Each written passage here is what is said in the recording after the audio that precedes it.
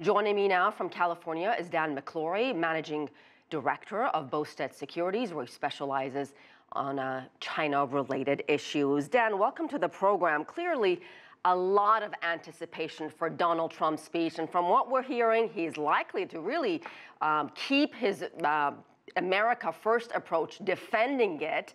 One economic advisor says, America First doesn't necessarily mean America alone. Can this administration, in fact, Dan, have it both ways? I think they can. And I think right now going on in Davos is a press conference with President Trump where he's demonstrating this sort of think globally but act locally as act within America outlook that he has. And he assembled CEOs of more than a dozen global corporations, all of whom are doing business in the U.S. And what he's been able to do is have each one of them articulate the extent of their investment, the interdependencies they have with doing business in the U.S. and their plans for growth.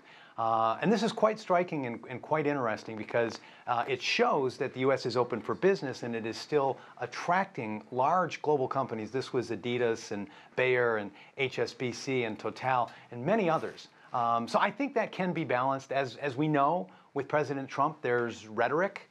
And then there's pragmatism that follows, and there's likability as a big factor in his psyche. Here's my question to you, Dan. Do you think in any way he will tone down the rhetoric just a bit? This is not his base. This is an audience that's extremely skeptical of Donald Trump's policies. So how will his message be received among this group? Well, he may tone it down a bit, but I think frankly, he doesn't care. He's really not put off at making shocking statements and giving a point of view that has the Make America First at its heart. So I don't think he's bothered to stir up further controversy. Of course, he will have decorum and aplomb and professionalism in how he carries himself and what he says, but I don't think he is going to tone down that message one bit. He very much has the interests of America, and that's what he's going to talk about. And as you say, that plays to his base, and that's what he needs to keep emphasizing. All right, let's switch gears here. What can we expect on what U.S. calls fair and balanced trade deals between the U.S. and its allies? I think Britain is certainly hoping for a post-Brexit trade deal, and it looks like they may get that. Well, I think they will. And if the anecdotal comments between Trump and May are any indication, there's big things on the horizon. It's going to be great for trade. We're really going to come together as we have as two nations, the U.S. and the U.K. So I think that is high on his agenda.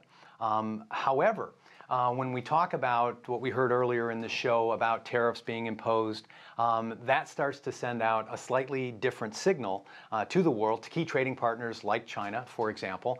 But we've got to keep it in perspective. If we think back to the beginning of some of this rhetoric, of some of these pronouncements, it was across the board, 45, 50% tariffs on everything. And now, a year or so later, the edge has come off of that. There are certain industries being targeted. There are certain countries, in the case of white goods like South Korea, that are going to be hit much harder than China. And they've already announced the phasing down of these tariffs. So that's kind of interesting. But again, expect more news and more developments in that department for sure. As we talked about earlier, Trump's message really not aligned what Davos is all about, making deals, breaking down economic barriers. Trump is really about putting up barriers. So why is he even there?